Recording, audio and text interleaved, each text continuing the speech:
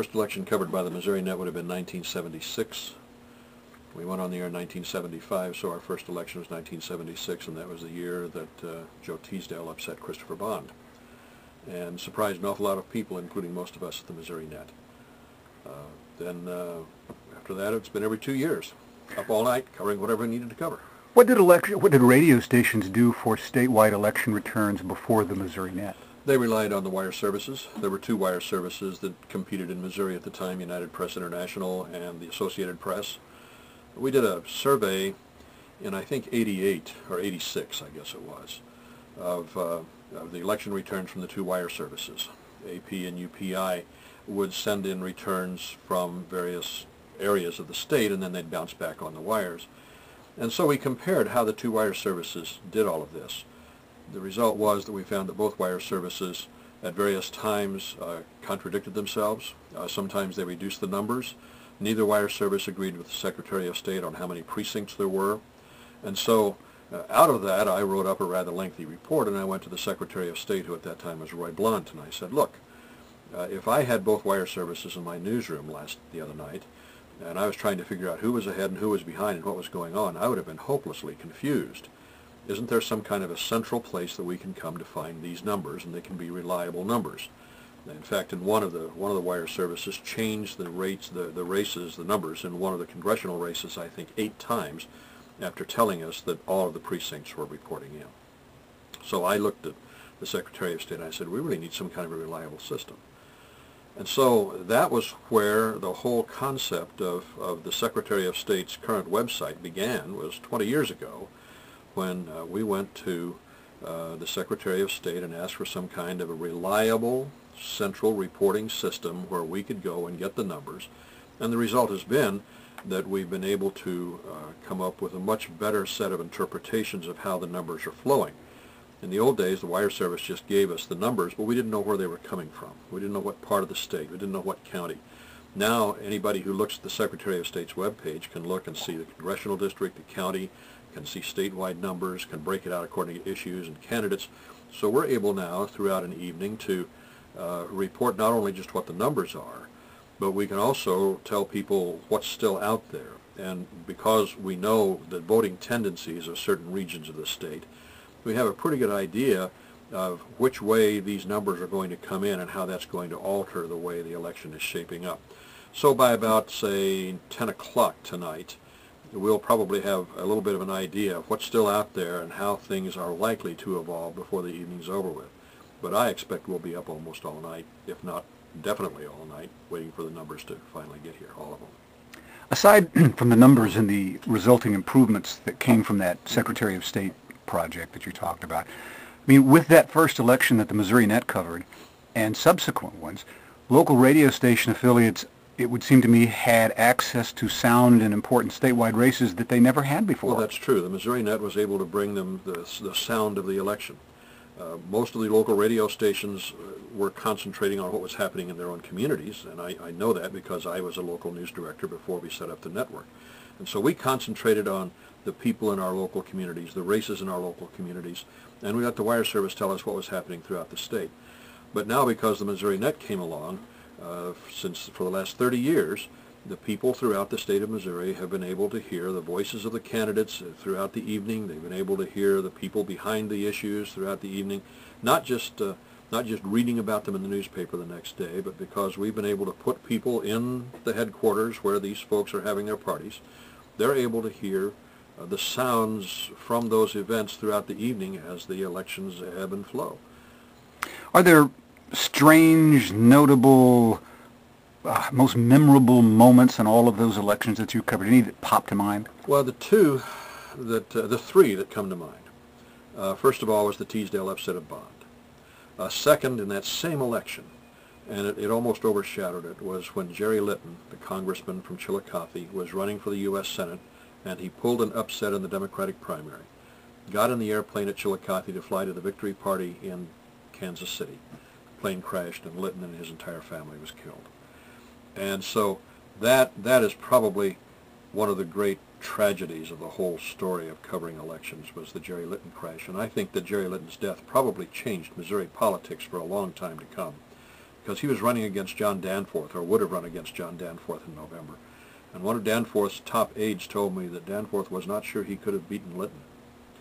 And so that's when we had when we had this great change in political parties begin to really materialize, and Lytton would have been a leader for the Democratic Party. So that is the second one. The third one that most readily sticks in my mind is when Mel Carnahan defeated John Ashcroft when Mel Carnahan was already dead. And throughout that campaign, the latter part of it, after the funeral and everything, the question started to come up, could we elect a dead man in Missouri?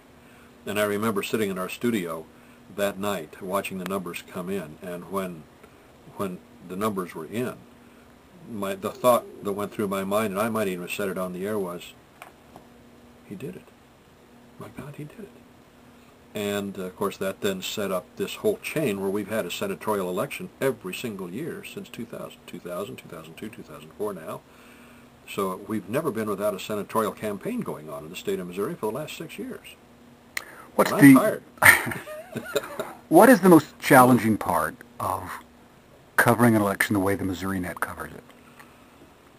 Just the logistics, I think. Finding out where people are going to be on election night so that we can send people to those locations, or if we can't get people to them, finding one of our affiliates who will be covering some of the candidates for us and can feed material to us, or getting telephone numbers where we can call them. That's one of the big challenges. The other challenge is simply staying up until St. Louis gets its votes counted.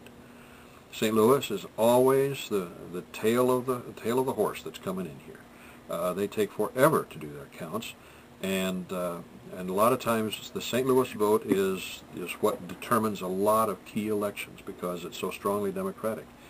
So there will be times when we will wait hours for St. Louis to finish its count after just about everybody else is done, so that we can actually wrap it up. And I think 2 years ago we didn't get the numbers out of St. Louis until well into the daylight part of Wednesday. You've been honing this whole election coverage thing now for a lot of years. You've covered a lot of elections. You've got it down. Now the media landscape is changing, and newspapers are putting video and audio on their websites, and TV stations are doing various things, and there's bloggers covering stuff, and there's all kinds of stuff. Do you foresee that having any fundamental changes on either the way elections are covered or, more specifically, the way the Missourinet covers elections? Not really in terms of getting numbers and telling people what the numbers are. That's always going to be the challenge, and this goes beyond elections. It goes to any form of reporting. It doesn't make any difference what technology is used to deliver the information. Somebody has to gather it, and we're the gatherers. And so we will continue to gather the information as we always have, even though the systems by which that information is delivered are going to be changing and are changing rapidly.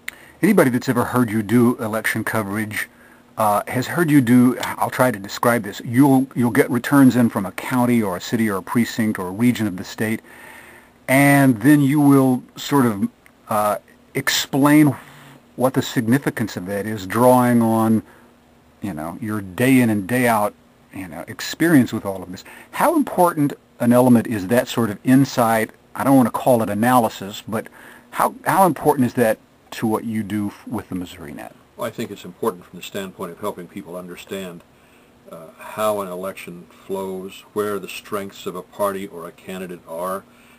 For example, in the senatorial election this time, we're going to be looking at margins in various parts of the state.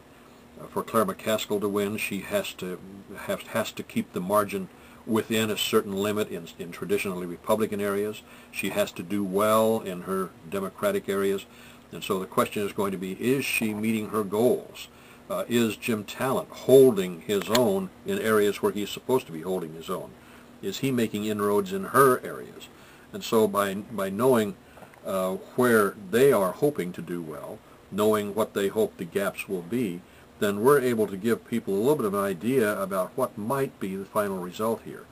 And let's face it, election returns is just drama. The numbers, the votes have already been cast by 7 o'clock. We're just waiting for them to come in. So it's not like a baseball game where somebody is actually rallying from 3 runs down in the 8th inning. But as the numbers come in, there's going to be kind of an ebb and flow of how this contest works, and we're able to do some interpretation, if you will, of how all of that has an impact in the bigger picture of the total statewide vote. Is this still fun? Sure. It's fun up until about 1 o'clock in the morning, and then it becomes the legs get a little bit heavy and the eyelids do too. But I brought in an air mattress tonight, since we don't have any couches here long enough for anybody to sleep on. So I brought in an air mattress and a pump and a couple of blankets and a pillow. And I wouldn't be surprised if sometime about 4 o'clock in the morning I go pump up the mattress and try to snatch an hour and a half or 2 hours of sleep before I have to start doing newscasts again. It gets to be, I'll probably get home sometime Wednesday afternoon. I hope, if the numbers are in by then. That's a good place to stop. Is there anything else you'd like to add?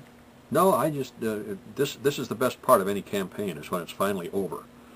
And when people are not expecting us to spin their versions of the story all the time. And that's one of the tough parts about covering a campaign, is resisting spin and trying to get straight answers from people. And as of 6 or 7 o'clock tonight, election night, we don't have to worry about that kind of stuff quite as much as we used to, so for the last several months. So it'll be a relief that we can actually get back and just start reporting on what these people are doing. I will note that the campaign for 2008 has already begun. When I went to cast my ballot today at my polling place here in Jefferson City, I walked past a car that had a Nixon for Governor 2008 sticker on it. So the craziness just never quits anymore.